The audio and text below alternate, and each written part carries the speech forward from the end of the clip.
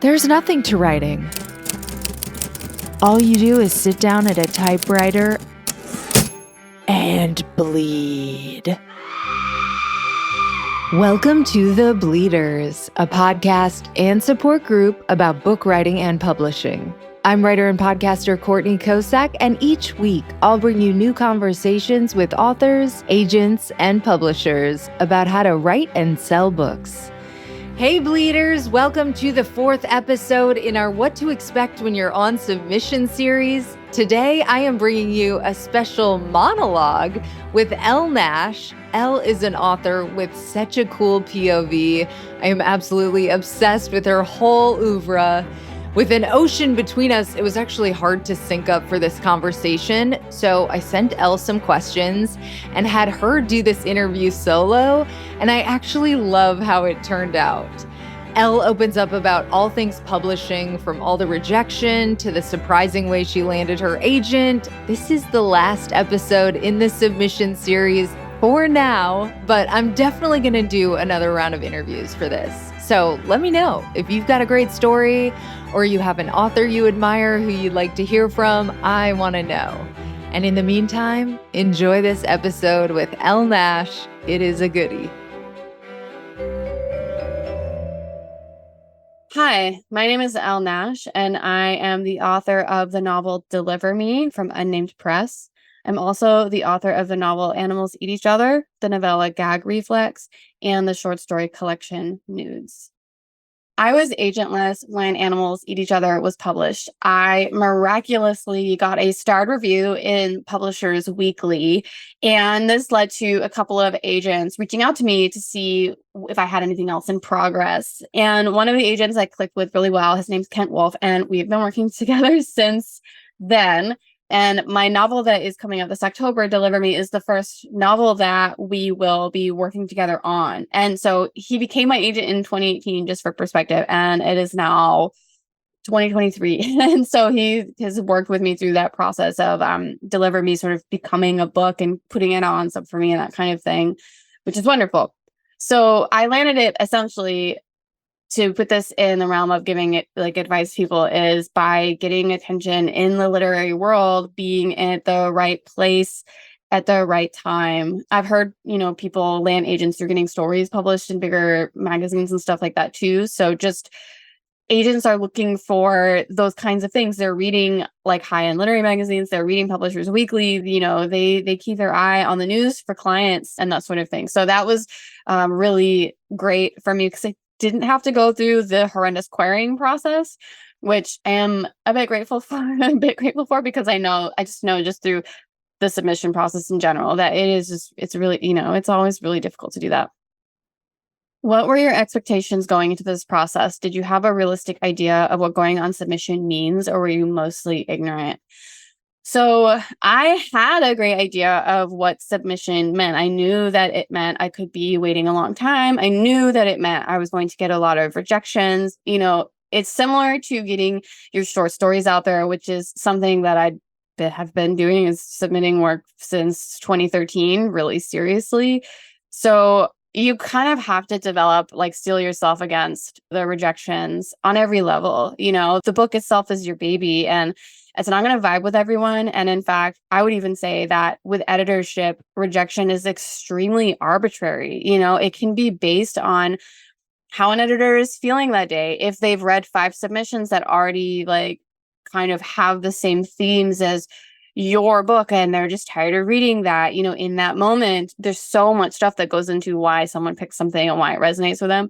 And so it's very arbitrary. And, not every editor is going to love the same thing. And I think what was not surprising to me was that I had this big hope of getting on a big press, like a big 5, but I kind of knew based on some of the violence in my novel that would not happen.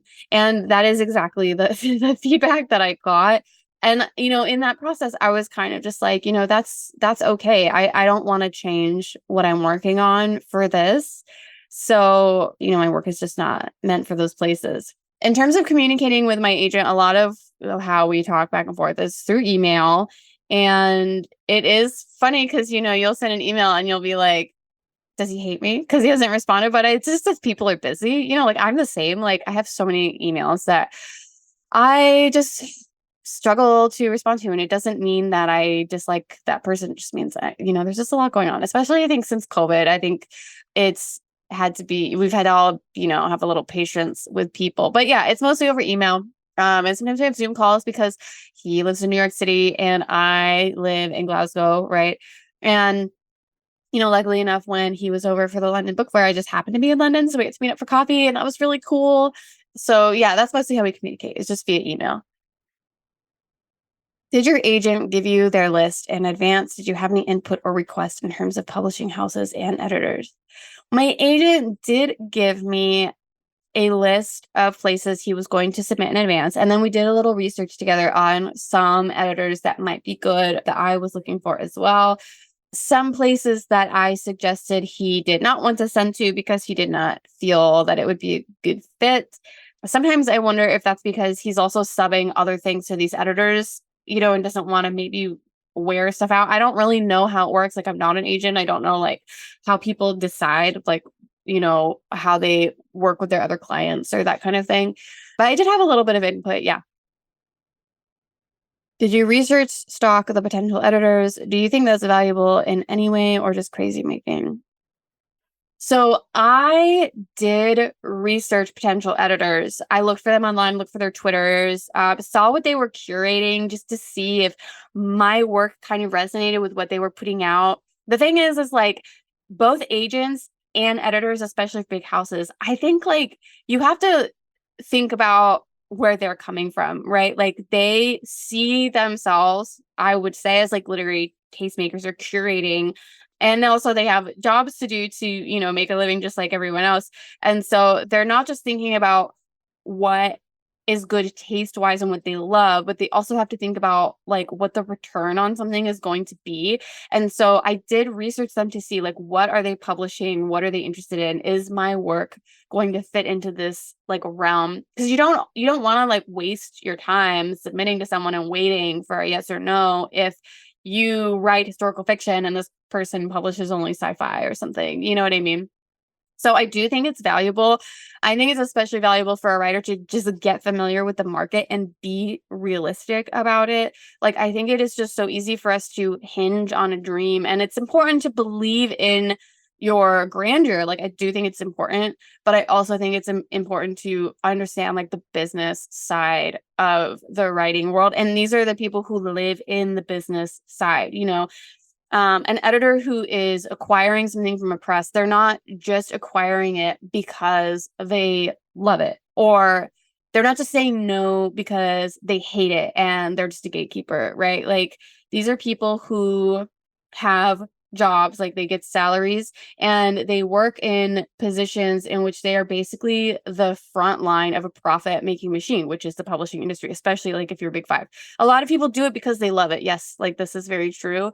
But everybody in business, in like capitalism, they have, targets. People have targets to meet. They have profits to make. And so everybody, you have to think about it, everybody from the top down has someone breathing down their neck saying like, is this going to hit X amount of sales? Like, and they have to guess if they think something, will do that. Having worked in marketing myself, I've had to maintain targets, like hit what they call KPIs, month on month and like track them. And, you're at risk for losing your job or whatever if you're not like meeting these targets consistently. So if you're an acquiring editor and the stuff you acquire is like beautiful, maybe and experimental and conceptually amazing, but it's not selling, that puts their livelihood at risk. So there's all these factors, right?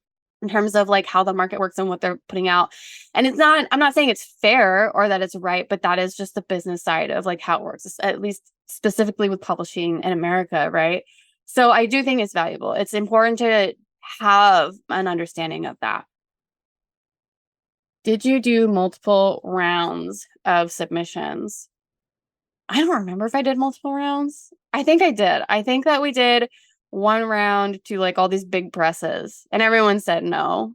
And then we did a smaller round to like more indie presses. And then one person said yes, thankfully, which is unnamed press. So I think we did do multiple rounds.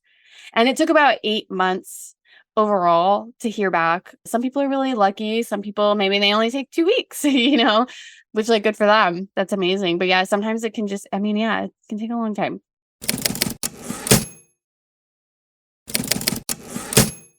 How many rejections did you get? Did your agent provide details on the rejections?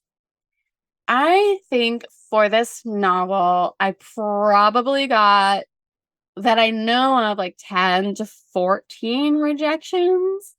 And for most of the feedback, my agent did send me the details on them, at least maybe the nicest parts of the rejections, which I found, by the way, that feedback to be invaluable to understanding, right, again, how the market works and also like kind of what they're looking for. And it also like gave me clues as to what really was working in my book and some things that I could tell that they weren't willing to take a risk on, which is like kind of exciting in a way to think of your work as risky in the sense that they don't know like how well it will perform. And I don't know, it kind of makes me feel like a wild card in a way. But he did provide me details on that. And then just for some of the ones that were maybe like more simple, I didn't really get the feedback on that, which is like fine. I think it's like your agent is like the shield. He's like maybe protecting your ego a little bit, which I was like, that's nice. Did you have any close calls or near misses before your final offer? And how did you process these almost? I don't know if I had any close calls. I think the whole thing felt like a close call for me in the sense that I was like, I felt like I would be capable of getting like a big five publisher. But that's because, you have to believe in your bullshit a little bit just to keep like going. But I also was like, I'm okay. I'm okay that it didn't end up that way. And maybe even happier that it didn't end up that way because I have had a lot of control in what my book looks like and feels like and how it's going to be like marketed and the final rendition of how it's coming out. And I have heard that with bigger presses, it's a little bit harder to get that flexibility. So what did you do while you were on submission? Did you follow the standard advice of getting started on your next project? While my book was on submission, I was finishing up the final touches on my short story collection, News, which came out sooner because it was with an indie press, and getting prepared for the book tour for that. So that was like late 2020, early 2021. And then I also was finalizing my novella Gag Reflex, just putting it together. I was very busy with projects. But interestingly, once the book got purchased and then I moved to Glasgow and I was working on final edits with Deliver Me, I actually don't have like a current new project that I am really working on, which is interesting. I feel like I should be working on the next project because Deliver Me is finally about to come out. It was bought in 2021, just for perspective, and it coming out October 2023. So it has been like a long while. But I've been marinating, I guess, marinating ideas. So yeah, while on sub, I was definitely working on other projects just to keep busy. And I commonly, I think, bounce between projects, usually where I would finish one thing, put it aside, and then start something else, put it aside, or give it away for feedback, wait for that feedback, and then do something else while it comes back to me. So I think that's the best way to be, especially if you are anxious because you don't want to just spend all of your time like thinking about it or feeling gut wrenched. Like you want to be in the work. And that's, I think, the best place to be. How did you deal with the anxiety and the uncertainty of the submission process? I definitely just worked on stuff. And then a lot of it is like you have to hope for your best outcome, but also like learn to accept and not beat yourself up and not say that it's about you if you don't get what you want. So just staying busy, work, write, do it, do the thing. I mean, that's how we deal with like any kind of life anyway, right? Like shit sucks, use the writing to escape it. When I finally got my yes, I was actually on book tour in 2021 for my short story collection News, which was fun. Like it was great to like hear that news. And I'd been on submission for about 8 months. I found out via email from Kent, and I didn't do anything really to celebrate, but I was just so excited. I remember I was staying in the Chateau Marmont in LA, which felt like really special and cool. And I don't know, it was just like nice. Like I just started to feel like everything was possible for me. And I was just so happy that someone wanted to publish my book. So after that, I had a phone call with the editor, Olivia, a couple days later. We talked about the book. She talked about some ideas that she had. And then we had like a rough timeline of like what it would look like from getting edits back to publication day and like all of these kinds of things. The premise itself did not change from submission to publishing. There were some things that I think that the original editor wanted to change. And there were some things I did change, but some scenes I really just wanted to keep in, even though they recommended to cut. I kind of wanted to stay true to my vision. And overall, like the book is exactly what I want it to be, I think, for the most part. I had to wait to announce it. Usually wait until the contract is actually signed before the publisher's marketplace announcement comes out. And so that's what we did. I think it was like 6 weeks.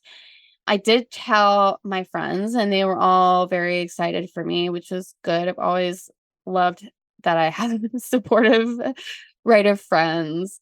It was nice to experience it. What surprised you about the process? I think what surprised me most is that, well, maybe it's not so surprising, but I think one thing that is interesting is that the publishing process just takes a long time. What I do love though about working with an independent press like Unnamed is that they are really like in your corner. And that feels really good. Like they want to work with you and they're supportive and their vision is amazing. I feel like they have my best interest in mind and that feels really good. Yeah. So that was just like pleasant. I really have enjoyed my process in working with Unnamed. It's been completely painless.